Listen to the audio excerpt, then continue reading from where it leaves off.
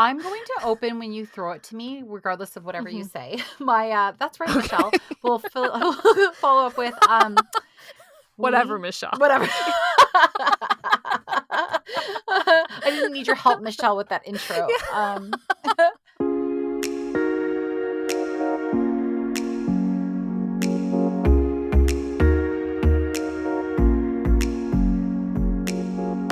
Welcome back to the Modern Lady podcast. You're listening to episode 127. Hi, I'm Michelle. And I'm Lindsay, and today we are talking about asking for help. Today I had to ask for help. I hate asking for help. So begins an article on the website postpartumprogress.com titled 5 Reasons Why Asking for Help Sucks. It seems like today there is no shortage of things that need to be done around the house, in service of family and friends, at work, the list goes on. But can we really manage it all on our own? And more importantly, should we?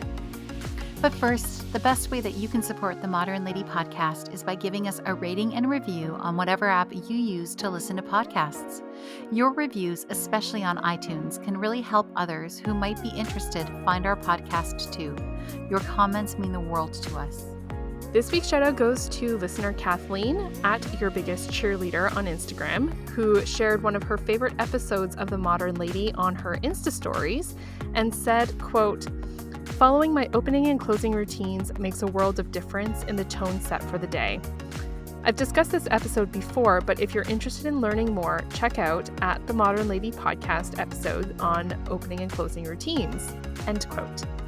Thank you so much, Kathleen, for sharing this on your Insta stories. We love hearing about which episodes have stuck with you, and that one is a particular favorite of ours too.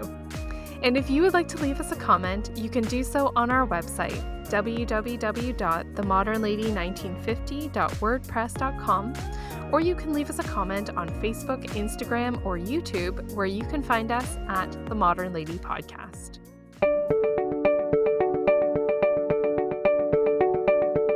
But before we get into today's chat, Lindsay has our Modern Lady Tip of the Week. Welcome back to our little look into flag etiquette. Last week we talked about flagpoles and finials, and there is still more to go. Let's start with lowering a flag to half-mast. Well, this is done as a sign of respect and to, quote, express a collective sense of sorrow during a time of national mourning, end quote. And again, this is taken from Canada.ca. This tradition makes for a dramatic visual statement that strikes the hearts of all of the citizens of a country. In Canada, the flag is flown at half-mast upon the death of the sovereign, the governor-general, and the prime minister. It can also be flown at half-mast upon the death of the sovereign's spouse, the heir to the throne, or their heir, as well as previous prime ministers, the chief justice, and our ministers of foreign affairs, international trade, and other political ministers, as well as members of parliament and our Senate. It is flown in this manner from the notification of death until sunset the following day and again on the day of the funeral. There are other special days when the flag is half-masted on federal buildings, like April 28th, the day of mourning for persons killed in the workplace, and days of mourning for the loss of life from terrorism and jobs in firefighting and policing. It is also flown at half-mast on September 30th, the National Day for Truth and Reconciliation, Remembrance Day, and December 6th, the National Day of Remembrance of Violence Against Women. It can also be lowered as a sign of respect upon the loss of life of international leaders, depending on their relationship to Canada. And finally, let's review the etiquette for how to properly dispose of a flag once it has become too faded or tattered. In Canada, if the flag is made of natural materials such as linen or cotton, it should be burned in a private and dignified manner without drawing attention to what is happening. If it is a synthetic material like nylon or polyester, it is not suitable to be burned, and so it must be cut into strips, each strip being a single color if possible, so that it doesn't resemble a flag, and then the pieces must be placed in a bag for disposal. In the United States, a flag ready for disposal must be burned on a fire that is large and hot enough to consume the entire flag. The flag is to be placed on the fire, and then people present must come to attention, salute the flag, and recite the Pledge of Allegiance, followed by a period of silent reflection. Then, after the fire has been extinguished, the ashes are to be buried. One last interesting tidbit. The flag flying on the Peace Tower at the main Parliament building in Ottawa is changed every day. Canadians can request one of those flags to be delivered for free to their home. You can find the form on the government website. I just requested one, and it did say that the wait time is exceeding 100 years, though. So it's worth a try. Well, I didn't know that, and I was thinking, I'm like, "Oh, I have to go put my name on the Mhm. wait list." But I Please guess we'll be do. waiting for a long Yeah. time. Isn't that so Ok cool? I'm like, if none of us have ever Mhm. heard, like, who knows that? Who knows that and has done all this work, like, researching flags, and then would know, like, how is the wait list that long? It's shocking. Well, yeah, clearly enough people to last for 100 years of waiting Yes. already knew about that. Yes. They don't teach these things in school No, these they days. don't.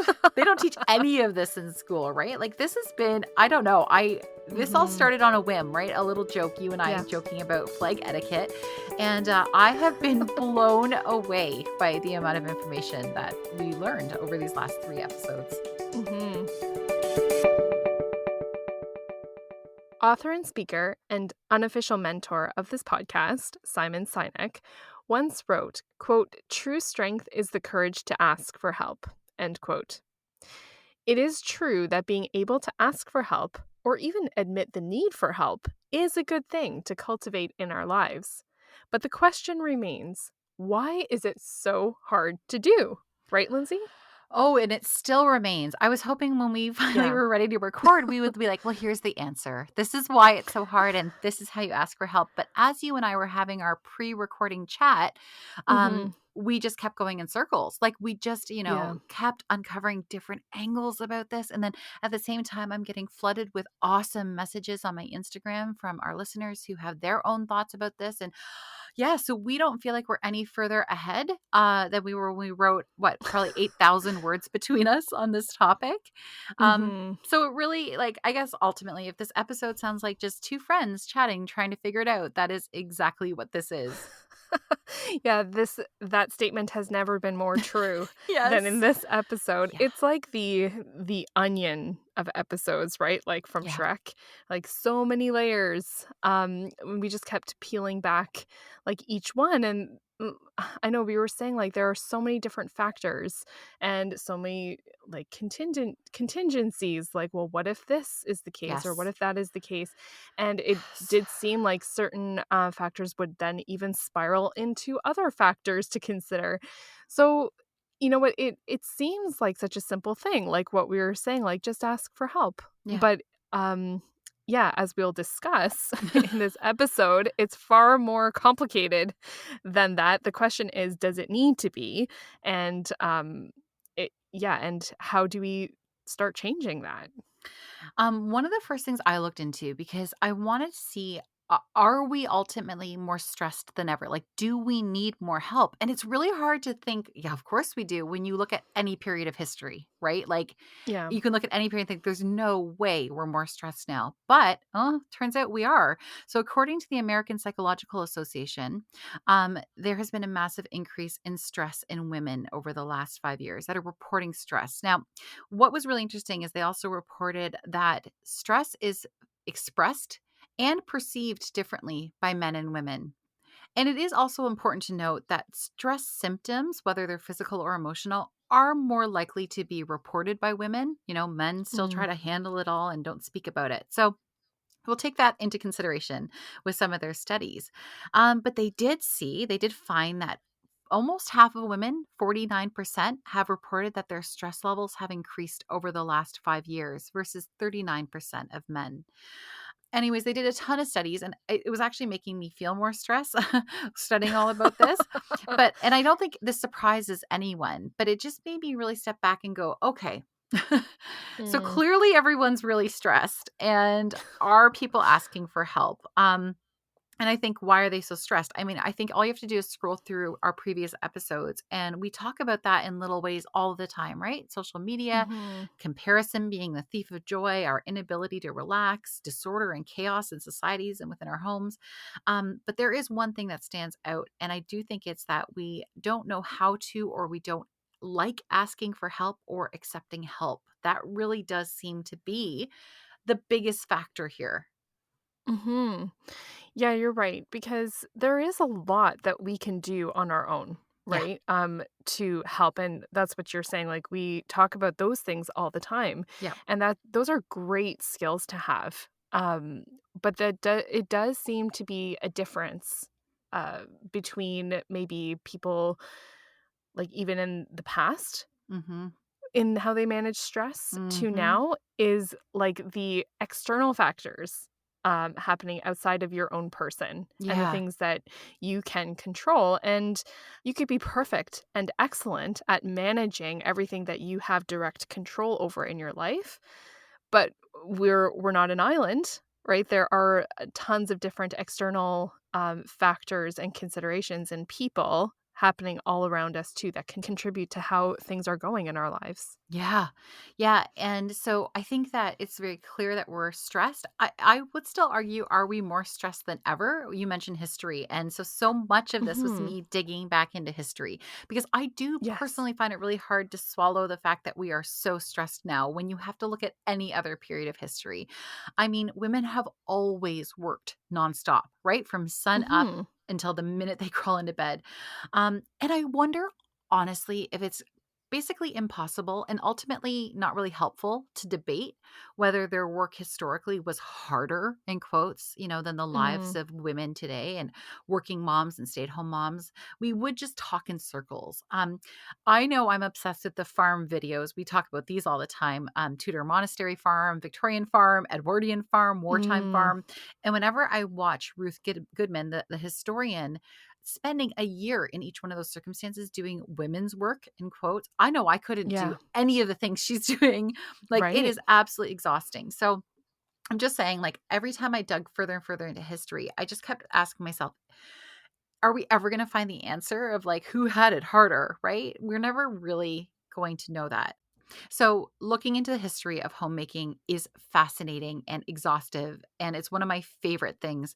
But there are just so many factors. That's what we've been talking about. But one thing is clear: where women spend their time, how they use their time, it's flexible. This is what I've seen, and I've seen this Mm. throughout every generation. And what I mean by this is that women are constantly reevaluating what the priority is that day and what changes due to money, time, available resources, and how they can outsource help.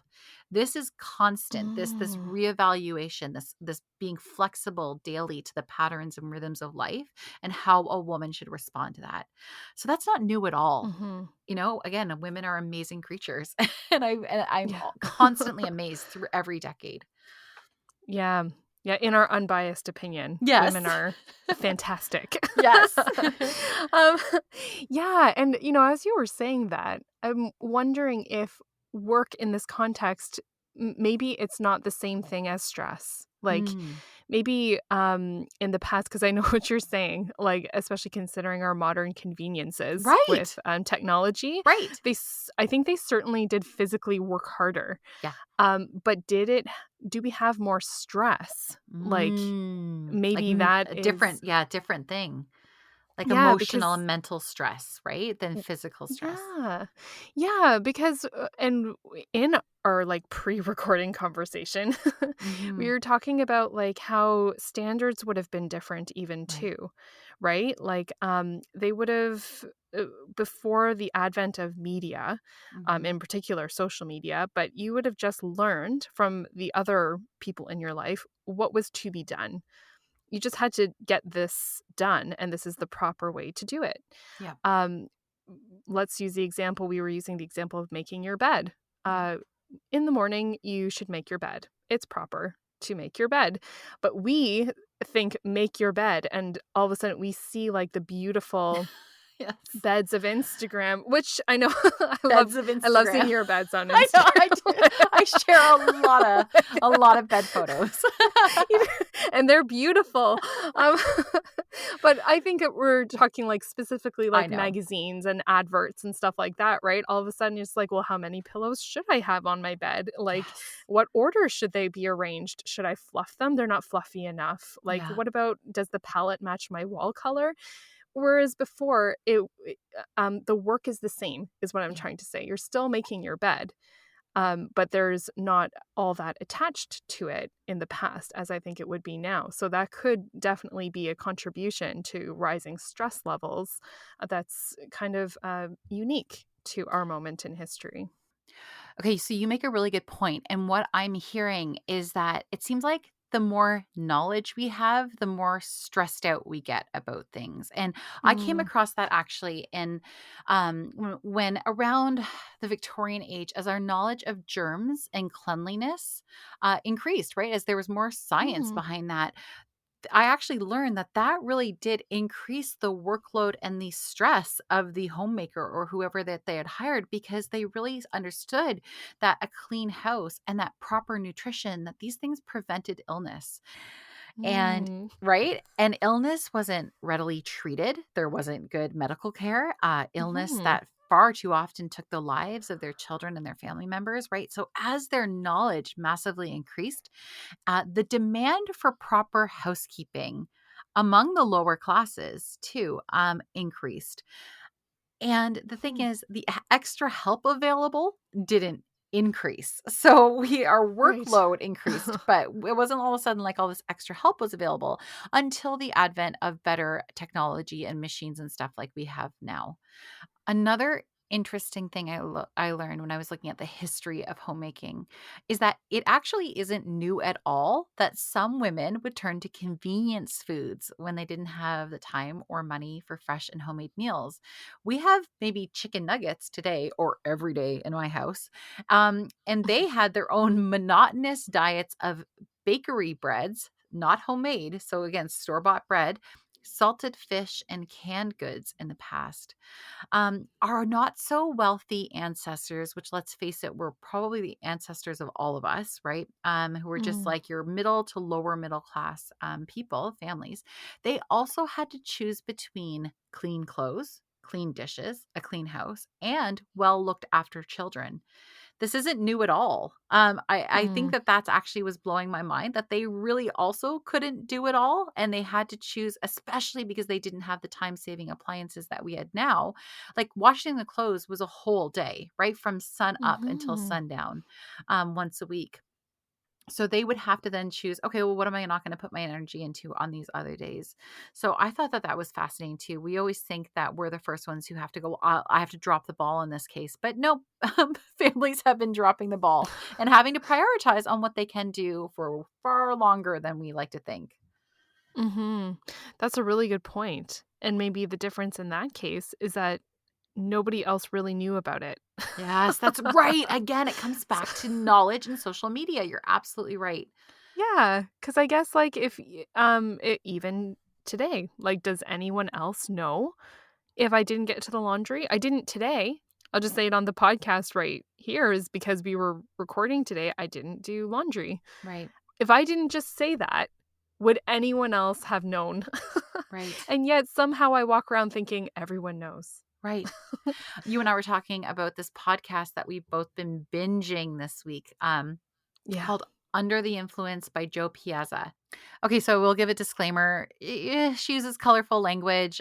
You and I have both made the adult decision that this information she's giving is actually really not available anywhere else. And it's fascinating. So we've Mhm. both been listening to it. But one of the things she talked about in terms of influencers is that prior to the late 1800s, you never saw into the lives of people in different classes than you or around the world, Mhm. right? Like, except for if you were very, very poor and you were working in a very, very rich house. Usually there wasn't a lot of cross class interaction at Visiting? all. Visiting, visiting, they weren't Yeah. hanging out all together. Yeah. And so she was talking about how when magazines were invented, I think she said the first one was Good Housekeeping, and then it was Vogue in the late 1800s. That was the first time you got a glimpse into the class above you. And Mm. it changed everything. It changed how you wanted your house to look, what food you ate, how you dressed, how you styled your hair. And then she gets into influencing and social media and advertising and marketing and how everybody always wants to be that one step ahead. People don't generally want to jump to like mega rich. I say that laughing Mm. because I know everybody's, of course I do. But advertisers know that people generally want to go to the next level above. That's the, they believe that that's Mm. accessible and reachable. Mhm. And so that how they advertise to that. But she was talking about, and how this applies to our topic today is that that was the first time they did get to see into these worlds. And then you and I were like, well, add Instagram, literally a window into countless houses and lives around the world, and how that then distorts our perspective on who has what, who has help, who doesn't have help, who does it on their own, how they do it all on their own. And then on top of that, this filtered, edited, curated life. Um, it's not just coming from paid magazines where you look at it once a month and put it down. It's every account you click on. So it's a Mhm. distorted perception of reality that unlike anything we've ever seen before. Mhm. Yeah, and it's true, and, like, they're, in that podcast trying to even within Instagram now, I think they have to, like, tag ads, Yep. right? Like, for those kinds of posts and things like that, even just to give the consumer the heads up, right? Like, Yeah. this is more akin to those magazines Yep. that you would read once a month as opposed to, like, another everyday mom you might run into at the grocery store or something like that, and somehow her life looks like that Yeah. all the time, and Yeah. you're wondering, "What's wrong with me?" Yeah. Like, why can't I do that? How do I get there? And again, where this comes back to with asking for help is just that we don't have a good understanding of history and what women's lives have Mhm. been like through history. So it's really hard for us to step back and actually think about that because we just don't know. It's not taught. And the Yeah. domestic history of everyday housewives is like the least recorded thing in history. Yeah, well, they S were busy. They were busy. They they didn't have a moment between They hand washing didn't. the laundry to document that. Right, right, taking photos. I feel so guilty about, like, taking photos of myself doing those chores now and thinking back to those women hand washing. Oh No. my goodness, it's No. and no, this is okay because this is the process, Mm. right, that you and I are talking about just honestly with our listeners here about as we're trying to work through these things. But, yeah, so we have a very poor understanding of history, and then we have a very poor understanding of our current reality because it's so fake. So when we step Mm. back and go, why can't I do it all? Where is my help? Where is my village? Where's my tribe? Because we've also been told we all need a tribe. And then we're like, okay, Right. hello, tribe, where are you? Um, I think the last point here that so that we can really understand history is that really up until I would argue the 50s and 60s, most families had help, hired help because there were no Mm. labor laws. So you could exploit other humans for next Mm. to nothing and have them in your help. Like so, from what I understand is unless you were the absolute poorest of the poor, you had Mm. help. At least one person in your house helping. Now, that being said, again, this is where all the facets and all the disclaimers have to come in. Let's say you were the poorest of the poor in Victorian England and you still had one or two people helping out in your house. First of all, for them, that was the only way they could have a roof over their head and scraps to eat. So they were happy to have that job. Mm. But the other hand, the women that needed that help, they often had more than the 2.5 kids that we're having these days, right? So they did have Right. 8, 9 kids. So they did need help. Not saying again that we don't need help, but I just think that these are all parts of the conversation that you and I are trying to figure out. Yeah. I know what you're saying. It's like we're trying to come at a problem with, skewed data, Yes. essentially, Yes. right? And so it's really hard to come up with a feasible, logical, and rational solution Yeah. when, the input that we're getting is not even totally accurate, and is, like, influenced by a lot of different things that may or may not be true. So I think it is important to look a little bit into historically what had Yeah. happened and how was it done, and then, like, realistically what is actually going on today, and then trying to set our parameters around a little bit more realistic uh, guidelines. What I think we wanted to really zero in on is when this idea really came to fruition of, well, you need to be able to do it all. I think that's one of the things that's really different than these previous generations. Now, I asked my Instagram followers just this morning if how many of them need or have that feeling that they need to do it all. Mhm. Overwhelmingly, 83% of you said you feel that pressure to do it all. But I really feel like that's only really come up in the last maybe 2 to 3 generations. Mhm. So while I was researching this notion of thinking that we need to do it have it all of that, I started to wish that I could have this conversation with my great grandmothers. I wanted to go back a little bit further. So I did great grandmothers. Now, one was a farm wife with 6 kids. One stayed alone in England with her 4 babies, having buried a fifth, while her husband found work in Canada and he spent a long time saving the money, right, to send home for them to move here. Another one of my great grandmothers was the wife of a captain. He was the captain of a large shipping boats on the Great Lakes. And then my last great grandmother, she was dead by the age of 25 after having birthed her 7th baby. She is my indigenous great grandmother. They lived up in the Muskoka region and in a log cabin built by her husband. Her sister lived nearby. Their husbands were loggers together. And so they were gone for half the year, way out into the wilderness without any communication, right? Never knowing if your husband's alive or safe. Those Mhm. 2 women, the sisters, they together raised a brood of dirty, barefooted children. I've seen a photo or two, and they're out in the middle of nowhere. And as I was reflecting on her and her life, I wish I could have asked her if she felt like she had to do it all. But then as I thought that, Mm. Michelle, I was overcome, and I'm not trying to minimize this, but I was almost overcome with like the ridiculousness of that question.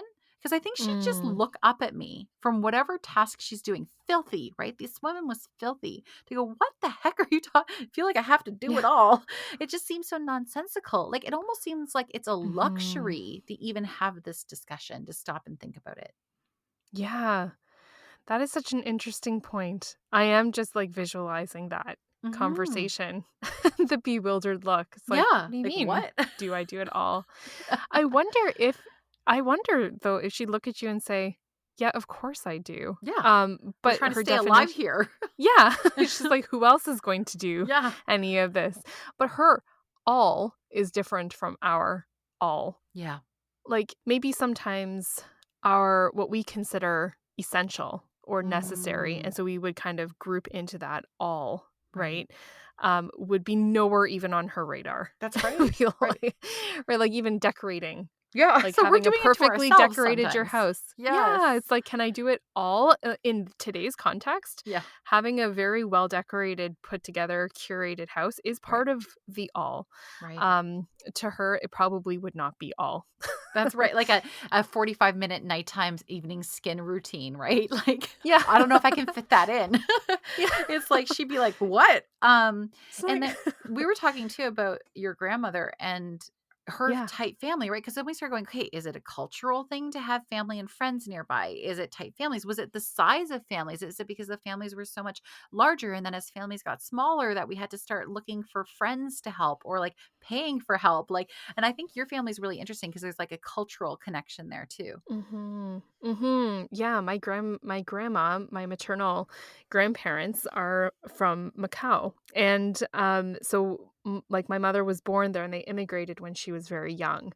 But my grandma, they lived in a really big community of people who were very close. Like they Mhm. lived in the same buildings. It was the same group of people who lived together, worked together, socialized together. The kids grew up together, and they helped each other quite a lot when they immigrated. A lot of them all immigrated together at the same time and ended up in the same neighborhood on the same street, Mhm. like here in Canada. And the community, I think, was very, very different. And she always had people around to help, but they had very similar cultural backgrounds, very similar family cultures. It was easier, I think, for them to help each other out. Yes, and I think that the important thing here too is that this didn't just happen. Like, your grandma actively Right. worked to create this community of her family and friends, that she brought them over here. Like, she helped facilitate that immigration of the people that her support circle here. Now I know not everyone can do that. But it didn't just happen. Like, she made it happen, and I love that. Yeah. Yeah. Yeah, they did host quite a lot of their friends and family that wanted to immigrate afterwards. Yeah. My grandparents weren't the first, but then yeah, like my mom says she remembers, and it was so important to them to help each other get settled and make it and thrive in a new place. Like I think that really forged a lot of close bonds, Yeah. that made it a lot easier also for them to remain close. And when you're close, I think that helps the ability to ask each other for help. Yes. And another complicating factor too is if we do bring in the village to help with our kids, and I'm talking, asking our moms or mothers-in-law for help with raising our kids, like then we have to figure out like how much are we open to their feedback on Yes. what we're doing, and do we want to be criticized? I am a controlling person. I think this is one of the reasons I actually didn't want to let a lot of people in to help me because I just didn't want to hear what they had to say. So it's just easier Mm, for me to like not do that. And so I think that that's just not something we're comfortable with anymore. When you and I talk about like the community, like your grandmother's street with everybody being families on that street, you can yeah. imagine the kids all out running together and playing, and Aunt so and so and Uncle so and so saying, "Hey, Bobby, you can't do that right now," and everybody kind of keeping an eye on all the kids. You wouldn't go, Yeah. "Don't talk to my Bobby like that," right? Like everybody was so Yeah. used to everybody parenting like that together. So now we're like, don't you dare criticize something I'm doing. So it's like letting those people into your life too. Are we in a place where we're okay with them seeing that? Because I mean, there's so much of that parent shaming and judging all over social media too if you let those people into your life. So then I think we are putting a wall up around us in that sense too, where we're just go, is it worth it? Is the trade-off of asking for help, building an intimacy with somebody, letting them into my life, and opening myself up for potential criticism, is it worth it, or should I just do it myself and not ask for help? Mhm. And you can see how we're talking in circles. Mhm. Right? Yeah, and I know what you mean because even, um, thinking about that, like, if there is going to be help, let's say you do have, close help, right? They are going to probably be involved in a certain capacity in your everyday life. Mhm. If does it warrant a little bit of input if someone's going to be helping you so closely and Yeah. intimately. It can certainly be said kindly Yeah. and should be kind. But I guess my question is, are we so defensive about it because it's been such an onslaught of opinion that we Yeah. can't even like sort through what's legit input and where that trade-off is a bit more balanced?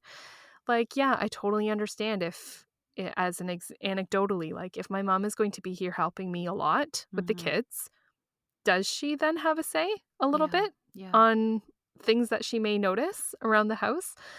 I think that that's probably really circumstantial and personal to everyone's relationships.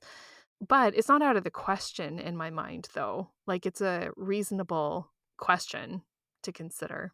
And then when you consider that with our own personal experiences in the past of either offering help or not being offered help or not being able to receive help, where all of these things are being weighed, right? When it's a simple moment of like, do I call somebody and ask for help? Like it can be a very loaded question because we are Mhm. taking into consideration all of these things. One of our listeners, Sarah, told us that, and she gave us permission to share this, that she had once offered someone help. She wanted to lighten the load. She wanted to do this act of love for them, and they flat out refused her help.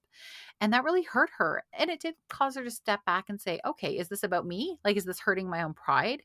Mm. I wanted to just extend this help. But those circumstances, too, right? There are lots of people in our lives who have perhaps offered to help us and we've shut them down. You and I were talking, and I think this is hard to hear, but the truth is, anytime you go into any mommy group or so many things online, you see mothers in law getting bashed left, right, and center. It's really, really hard to see. And you just think like Mhm. if this is also, so we're like, I need the help, but then we turn around and we are ungracious or nitpicky or grumbling about the help that we did or didn't get or wasn't up to our expectations. um Other people hear that, whether we're talking about it Mhm. online or our children or our husbands, and they think, well, why would I help this person in the future if that's what they turn around and do after someone tried? So our experience of seeing how the people that we love react to being helped, how they ask for help. So again, here we are talking and talking and talking about this thing. But to me, all of these factors really do lead into that one moment of, do I ask someone for help? Yeah, the answer is no, I don't. I don't. I just try to do it on my own because of all of these things. Mhm. Yeah, and I think too, like another item on that list I was just referencing on walkingtheshoreline.com, it does talk about, feeling incompetent. If we Mhm. feel like we can't do things on our own, we don't want to be judged, Yep. right? And then they do mention pride.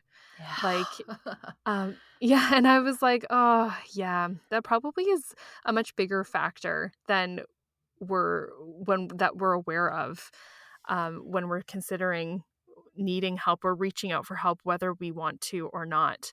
And there was a quote by a Christian speaker named Joyce Myers, and she said that humble people ask for help. Mhm. And I was like, "Oh, okay." That kind of correlates with what we were talking about with the vulnerability question, Yes, yeah. right? And again, like there is probably a whole list of questions uh, and quantifying data, like criteria you have to go through after you ask that question. But just the knee jerk reaction that we have, like, oh, I don't want to ask for help.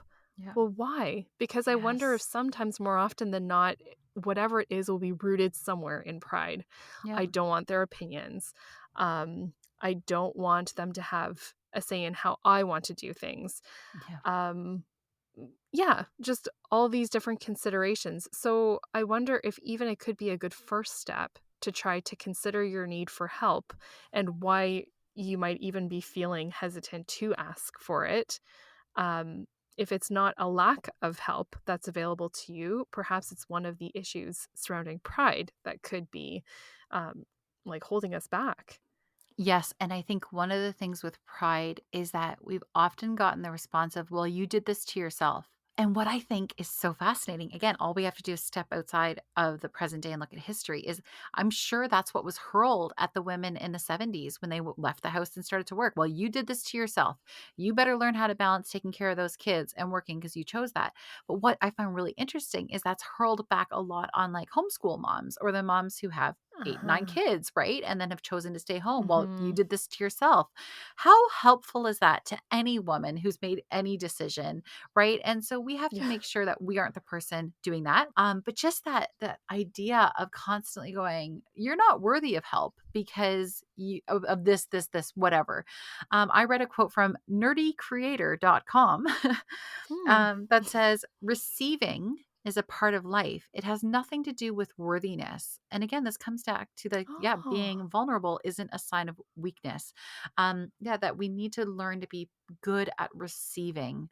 But it is really hard when so many of us have heard at one time or another, well, you made your bed, you lie in it. Hmm. And I will confess that I have felt that starting to homeschool Yeah, this yeah. year. I think I felt better about asking for help before we homeschooled. Mm-hmm. Like somehow my decisions made me more worthy Yeah, of help. I will say that that's something I'm realizing is in my head. yeah, yeah, Like I don't think anyone's actually said that to me yeah, yeah, in my life. But I'm wondering, like, why would I even think that? yeah. Like, maybe it's kind of an underlying cultural thing Yep. that we think collectively about anybody and the choices they make. And Yeah. so that is a really good point of like your need for help is not dependent on whatever your decisions are in life. You don't ask for things and that like disqualifies you from needing assistance. Yep. Yep. Okay, so when I asked Instagram again this morning, like I asked and I put it in a poll, do you have trouble asking for and accepting help? Now, 88% of you said you do have trouble with that. 12% said no. So then I turned it to the 12%. I'm like, okay, those of you who have no trouble Please with do this, share. yes, please tell us. I said, was there something that changed for you in your experience that allowed you to be open to asking for help? And I loved the answers. They're so positive and lovely. And so these people Mhm. all gave me permission to share these stories. So, listener and friend of the podcast, Jenna Crane, she said, and I'm just going to read what she wrote. She said, I wouldn't say I'm great at asking for help, but I've gotten significantly better, in part because I'm happy to offer help. So I know that I'm not actually a burden, that it all evens out. Also, I've had some significant mental health issues in the past, and part of it was brought on by isolating myself and not asking for help, seeing myself as a burden. So I know the dangers of not reaching out, and I just have to humble myself enough to reach out to those around me. And I thought Mm. there's so much in there, right? It's that I Mhm. love the idea of knowing that you're also willing to help anybody. So why can't you accept it Yeah. back, right? Who out of all of us wouldn't actually say, yes, of course I'll help? But then, yeah, Yes. we just have such trouble receiving it. Yeah, we're usually tougher on ourselves, Yep. right, than we Yep. are on other people. That's true. And then Brandy at Banny Bungalow, I love this. I'm going to summarize it. She wrote a little bit, but she was just talking about like basically her temperament, her personality is very much type B. She's phlegmatic, sanguine. She doesn't struggle with perfectionism. She's not a people pleaser, and she doesn't feel a lot of guilt. And those things have all really helped her just be ultimately super chill. Like if somebody comes over to help, she Mm. doesn't second guess it. She doesn't expect them to help in a certain way. She's just like, cool, thanks. Like it's just Wow. awesome. Like she's detached from it, and I love that. Um, Oh.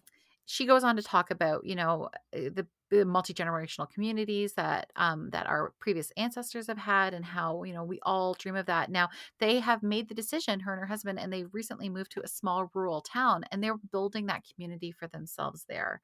She Mm. also just talked about when she had a friend who cleaned her entire kitchen while she packed herself and her kids up for a trip. And her friend was so blessed to be able to do this for her because someone had done that for her before, and she wanted to pass that on to Brandy. Oh my goodness.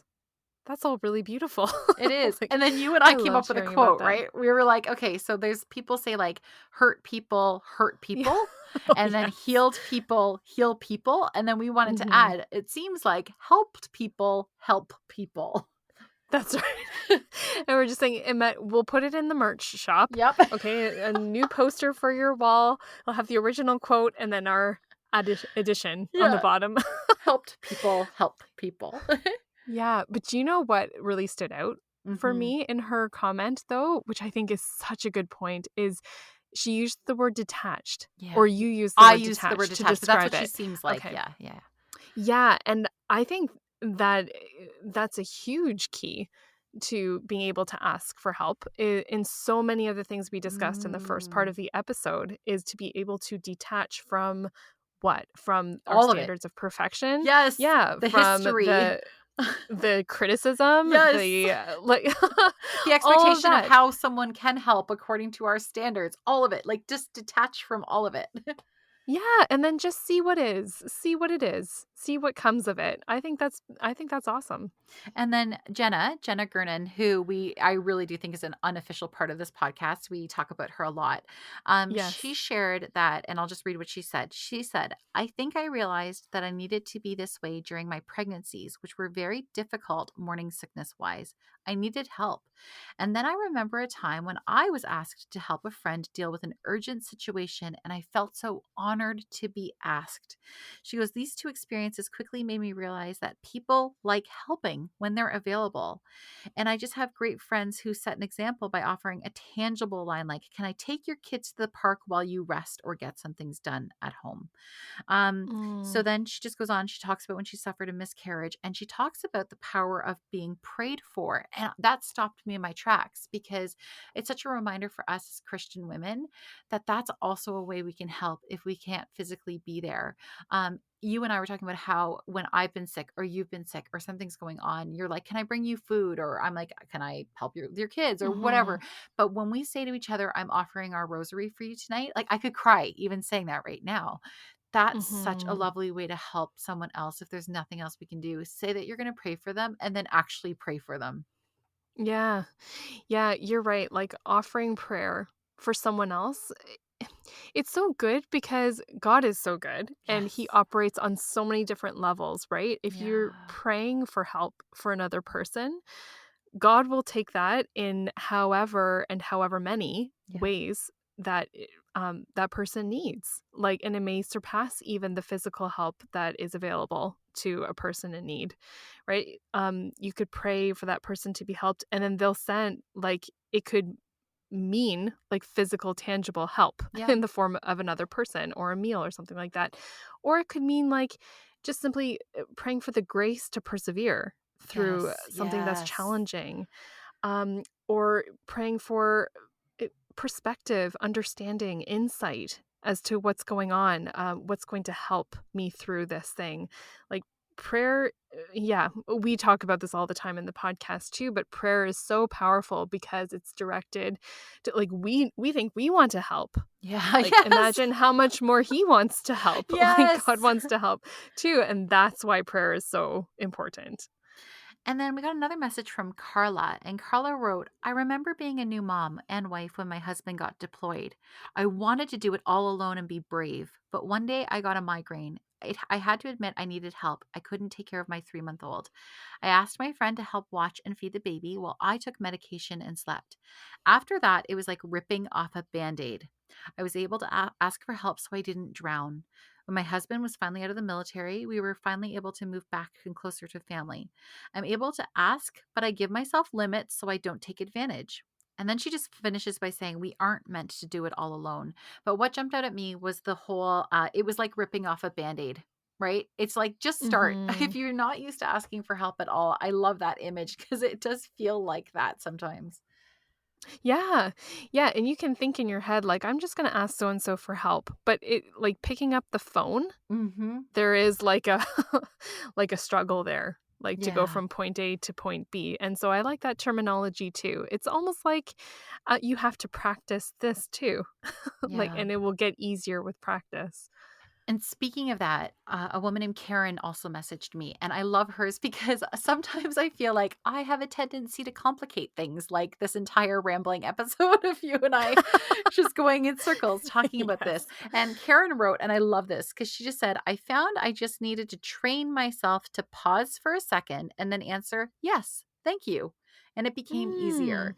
So it's like if someone is offering to help, and I believe more people offer to help than maybe we think are offering to help, or like to believe are offering to help. And so if you have someone in your life that is offering to help, just that pause for a second and go, yes, thank you, period. That's it.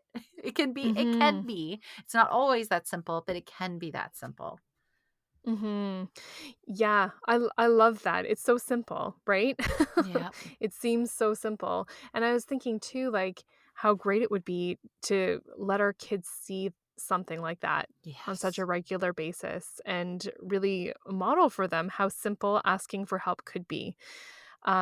We often talk about like envisioning what our kids' lives will be like when they are in our shoes, Yep. when they grow up and have families, and how much we really desire, even at this point, before that time even comes, how much we already anticipate Oh, wanting yes. to help.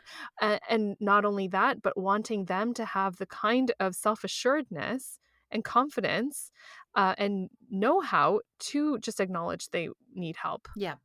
and to ask for it. So I think that's a great tip. Trying our best to figure it out how it will look in our lives, asking for help, setting boundaries, but then like going forth bravely and like Yes. confidently and doing it not only for ourselves but also to help out model for the people watching Yeah. that this can be something that's common and normal and fine. It's not like an indication of you as a person. Yes. I honestly feel that reason alone, modeling it for my kids, is the greatest motivation for me to ask for help. It is really hard for me to ask for help. I am very much a do it yourself, keep your mouth shut type of person. But it was only in Mm, watching my kids and as my daughters grew older and thinking about them becoming moms, I don't ever want them to look back and be like, well, my mom didn't ask for help. She had to do it all on her own. And mm. because I know that also in doing everything on my own, like I'm miserable doing that sometimes. I don't have to be like, she did it all on her own and she was miserable doing it. And And she loved it. right, right. It's this whole like victim martyrhood that we can put on ourselves too, right? And I was really guilty of that in my early years of being a mom. Like, I'm going to be a martyr for this. I'm going to, and I realized no Mm, one's putting that on my tombstone. No one is putting, she never asked for right. help. And then, Right? Oh my gosh. I actually That's had to tell true. myself that years ago. And so then when I started to Yeah. take it that next step and think, okay, then how do I practice this? And then teach that they are watching, like we said, and they Mm. are, again, they're watching how you receive help then. So let's say you've done that step and you've asked for help, and then your mother-in-law does come over and then she leaves and you grumble behind her back. They're watching that too. Oh, yeah. Right. So Mhm. being really, really great at modeling how to ask and how to receive that help. Mhm. Yeah, that's such a good point. So that leads me into one of the tips I have here written in my notes, and that's to identify what you actually need and then be clear about it. Like, sometimes what we actually think we need isn't what we actually need, right? It's Mm. amazing what one quiet hour can do. We think we need a Yeah. whole vacation away, and sometimes we just need an hour. And so I think that really stepping back, going, what do I need right now? So here's an example, and you guys are going to think I'm a horrible person if you don't already, but I don't actually like when people bring us meals after I had a baby. I'm a really picky eater. The kids are picky eaters. I feel like it ultimately, sadly, gets tossed out, like all of their hard work. And so Mm. when people ask me, I've learned to just be honest because I don't want them to waste their time and money and just say, actually, I'd love some coffees dropped off and like a package of cookies for the kids. Mm. We would love that so much. Or the other thing is if people came over to help me in my house, it doesn't actually help me if they try to fold my laundry or clean up. That stresses me out. I'm one of the people who'd rather you hold the baby. And I know that's not the same as everybody Mm. else, but I know I'd rather get my cleaning done uninterrupted and have you play with the baby. But it took me 4 kids to realize that those are the things that would actually help me, and to not Mhm. feel guilty about being a little bit more specific. Now, that being said, my next thing is to be flexible. So if that's not how it happens, to just be really, really thankful, to realize that people tried, that they're doing their best. It might not be exactly what you needed. And then you just practice, maybe clarifying a little bit better next time, always in a polite way. Practice being a Mhm. good receiver no matter what you get. But just, yeah, recognizing and being thankful for whatever people are able to do for you. Mhm. That's true because people are probably offering out of what they know how to do really well, Yeah, or what they right? like, what helps Yeah. them, right? They're like, "Well, this helped me so much when I had a baby," and that's great, Yeah. but if you're really close, you can say, "Oh, that's awesome, I'm so glad that helped you. You know what would really help me?" Like that or Mhm. something like that. Yeah, absolutely. And I actually have in my notes too something similar is like, we're talking about like asking for help from other people, but this also feeds into like knowing how to help yourself Yeah, yeah. a little bit too. Yes. And I would say that that's part of that, Yeah. knowing yourself, knowing your preferences, knowing your own triggers. Like, Yes. what is it that's going to help you in the long run? Like what you were saying, like, is it the is it the clean house that you need Mhm. help with, or is it a little bit of child minding? Yeah, or a Minding? friend to just sit and talk with you on your couch in your messy house. You're just like, "I Yes. just actually want you to come over and look at me and all my postpartumness and just be there." Like, Hmm. what makes you actually feel better in that moment, and then ask for it. Yeah, exactly. And I like too that we talked earlier in the episode about perspective Mhm. and expectations and standards, because I think this is another way that we can like not only help ourselves but help others help us. Yeah. Yeah. Is that when we do keep those realistic perspectives and expectations, then we can be flexible, like what you're saying, right? Yeah. Like in terms of our expectations, for example, sometimes our days and weeks are going to be really ideal Yeah. and we'll just coast on by and it's awesome and we need to enjoy those times. Yep. Um, Other days and weeks, it will feel like even our greatest efforts are not enough. Yeah. And that's going to help to cut ourselves some slack. And I think that when we're cutting ourselves slack, then when someone else pops up and says, "Hey, can I help you with something?" It's like, "Oh, yeah, you know what? Yep. Like it's one of those It's one of weeks. those weeks. Like, Yes. all hands on deck, come on over." Yes. Right? But we're not Yes. like so tightly trying to hold on to what should be. Yes. And it makes it really, really hard not like to let alone accept help, but then to even ask for it is almost out of the question in that kind of way. So yeah, all of it coming down to just perspective. And Mhm. that was actually just the last thing I have right here is that we've talked before about like anytime that there's something new in particular in your life.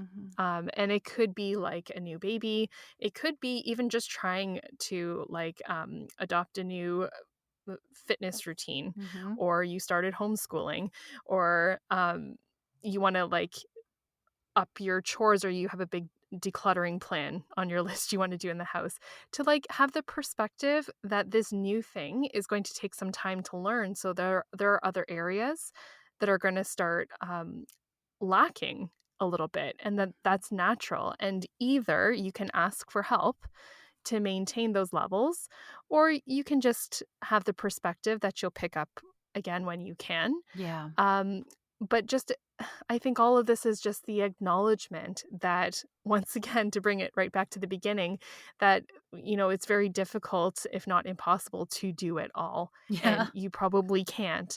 And so, what are you going to choose? Is it going to be a perspective and a mind shift? Is it going to be asking for help? Is it going to be accepting help? There are some options available to you. We just have to be humble enough to see them and then go for one.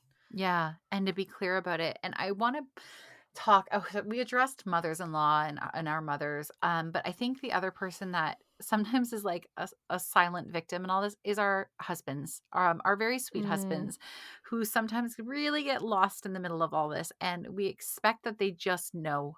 We expect mm, that they can just walk in the door and pick up on the cues of how the day went. And they walk in the door and they've missed us so much. And I've heard this from mm, husband after husband after husband.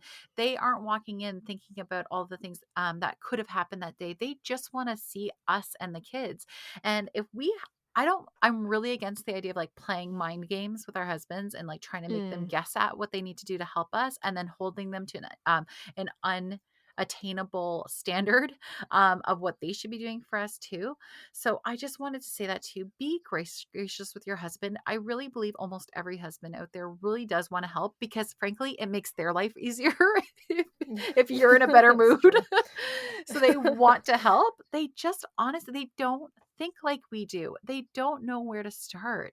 And I think Mhm, that, again, if we think about how many times we've maybe burned them in the past when they've tried to help and we're like, that wasn't the right way. And maybe, again, maybe I'm just speaking about me. And so then they think too, like, why even bother? And now not only am I thinking about how my daughter's going to ask for help one day, I look at my sons and I wonder, how are they going to help their wives? What are they seeing in that as well? What lessons are they learning? So be really clear to everybody, but especially your husband. He really, really wants you to have a great day. Trust me. mhm. Yeah. Yeah, that's such a good point. So the last thing, if you're still having trouble even after all of this, thinking, okay, I've got to ask for help, I just don't know if I can. If nothing else here works, know that you are giving the other person a chance to perform an act of service, an act of charity, a corporal act of mercy. That if that's the last thing that you can do to squash down your pride, is go, I'm giving this as a gift to somebody else, that they can feel like they're doing this, wonderful thing for me, then that is a wonderful thing to do. This is drilled into Christian women culture, and to our Catholic friendships. We all want to give these acts of service to each other. It's talked about Mm, all the time where we want to be able to do this. And so, like with so many of the women who we shared what they'd said, so many of them have pointed out that people really do want to help. Um, and mhm. and they just need a little bit of direction. They need to feel that their help, that their efforts will be appreciated, because they're going to go out of their way sometimes to help you and give their time and skills. But yeah, it is a wonderful opportunity to allow someone else to do this little act of service for you. So, when we said at the beginning of this episode that this was truly going to feel simply like an off the cuff conversation Hmm. between friends and amongst friends, I think we can all see now how that was really true. But actually, what is really amazing is that we had so much feedback Yeah. from our friends on Instagram, and it really, that is exactly what it was today, because I think this need for help and this desire to be able to ask for it is really universal, and Yeah. it has been present all throughout history. And so even though circumstances change, this need that we have doesn't seem to change or go away, and it will only help us and help our families and help strengthen our relationships and communities if we start to be really aware of what it is we need help with, how we can ask for it, and then actually going to do it.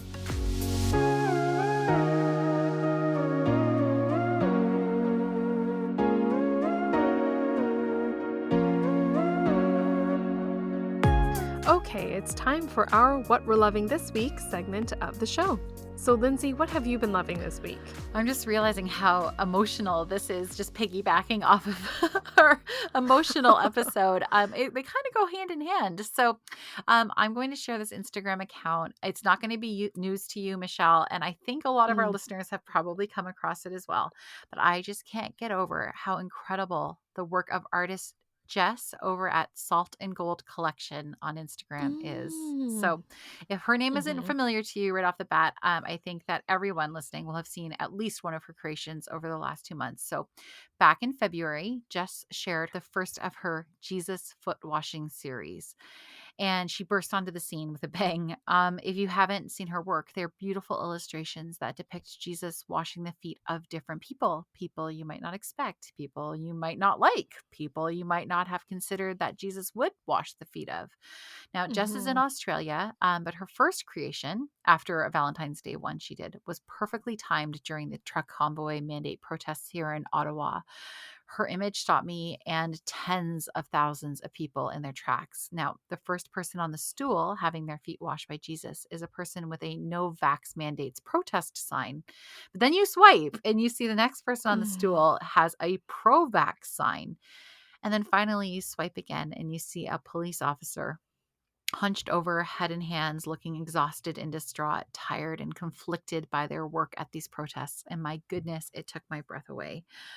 Mhm. Just continued on with this series and ruffled a lot of feathers with images of Donald Trump on the stool, Joe Biden on the stool, a prisoner, the Pope, a mother from Ukraine, and a soldier who looks eerily similar to Putin on the stool, having their feet washed. You will see celebrities on the stool, a tired nurse, someone so crippled by their depression they're in black and white in an otherwise colored image. And then you swipe and you see that their body is returning to color where Jesus' hand touches them. Now, one image stands out, and that's saying a lot because they all stand out, but it's of a pretty young woman with her phone in her hands. She's staring at her phone as Jesus washes her feet. You swipe and see that she's taking a photo of Jesus washing her feet and that she's posting it to Instagram. Jess always writes thought provoking captions to go along with her images, and for this one, she wrote, "My heart sinks when I wonder how many times I've missed out on a moment with Jesus because I've been recording the moment for someone else to appreciate." She goes on, and here's the really heartbreaking thing. Because he is so faithful, always eager for a relationship with me, even in the moments when my eyes have been glued to my phone, thinking I'll find him there on the follows or in the likes or in someone else's inspirational Instagram caption, he's been washing my feet the whole time. I have the kind of God who would die for me, even if I wasn't paying attention. Jess's work is Mm. groundbreaking, original, eye-opening, heart-wrenching, and deeply edifying. If you haven't yet taken the time to scroll through and meditate on her images and words, please head right over to at Salt and Gold Collection. And better yet, purchase a print or a set of prints from her. The link to her shop is in her bio on Instagram. Mm. I have seen her posts. I follow her on Hmm. Instagram since she started posting those series, and they are so thought-provoking and Yes. powerful and really needed. But Yes. I didn't know that you could buy prints, and Hmm. so actually that sounds awesome to have a select amount of prints from that collection in key areas of your house. Little reminders throughout your day to remember the reality of things. I saw that she had shared somebody had bought them in like playing card size almost, or like regular photo size, not big prints. Mm. And had a little wooden stand and they just cycled through them on their kitchen counter so that every time you walked into your Wow. kitchen, you prayed for whoever was on the stool. And that reminds me, sorry, she did an empty stool. Did you see the empty stool? Yes. Where it Yep. wasn't the one, yeah, where she said, "You know who you want on that stool. You want me to put them on that stool, but I don't have to because you can put them on that stool yourself in your head that makes you uncomfortable. Who is it that makes you uncomfortable to think about Jesus washing their feet? Mm. And you put them there and you pray for them." Wow. Yeah. Wow. She's doing God's work, truly. And she's Yeah. so nice. I've spoken with her a few times, and she's always, I think, on edge waiting for somebody to fight with her, but it's just been such a great response. Honestly, that has been a catechesis for me in understanding who Jesus is better than almost anything else I've encountered. So at Mm-hmm. Salt and Gold Collection, yeah, please check it out. So Michelle, what have you been Mm-hmm. loving this week? Mm-hmm. Oh, this is another turn. I wish I had something really meaningful. But I'm going to recommend, or what I've been loving this week is the new movie Death on the Nile, Oh, yes, which is yes. which is an adaptation of the Agatha Christie novel, which she wrote in 1937. So, I love a good Agatha Christie novel, as I'm Mm-hmm. sure you do as well. Many of our Mm-hmm. listeners would as well. And Then There Were None, I think, is my favorite. Mm-hmm. But I've actually never read Death on the Nile. It takes place during a couple's idyllic honeymoon, which is on a private river cruise down the Nile River. Given this is an Agatha Christie storyline, someone obviously winds up dead. Um, Oh, and it's in the and what title. Oh, yeah, also dead giveaway right there. Ba-doom-tsh. Um, and what ensues is a suspenseful search for the murderer among the wedding guests. Mm. It's especially suspenseful because no one can leave the boat, and they all know that there is a murderer among them. So there were two things that I loved in particular about this movie. The first is that it's just classic Agatha Christie. It's been a while since I've read any of her books, and I'd forgotten how much I enjoy her character development in particular. Just the style of introducing a dozen or so characters and slowly revealing their personalities, their lives, their relationships is really engaging. And I think it's one of the things that makes her such a good mystery writer is that you really do start to think that you can crack the case Mm. right alongside, in this case, Hercule Poirot. The other thing I really loved about this movie specifically is the set and the costume design. It really is meant to be a display of wealth and luxury in the late 1930s. It has a very clear, like, Art Deco style. So it's very visually appealing, and it's not really a time period that we see a whole lot in modern movies. So it was really fun to indulge in the design while I was watching. So yeah, the Death on the Nile movie, Kenneth Branagh playing Poirot. His mustache is a little bit toned down in this one from his Murder on the Orient Express debut. And yeah, it was just a lot of fun. So I would recommend that one. Okay, that's going to do it for us this week. If you want to get in touch and chat with us about our topic today, you can find us on our website, www.themodernlady1950.wordpress.com, or leave us a comment on Facebook, Instagram, and YouTube, where you can find us at The Modern Lady Podcast. I'm Michelle Sachs, and you can find me on Instagram at MMSachs. And I'm Lindsay Murray, and you can find me on Instagram at Lindsay Homemaker.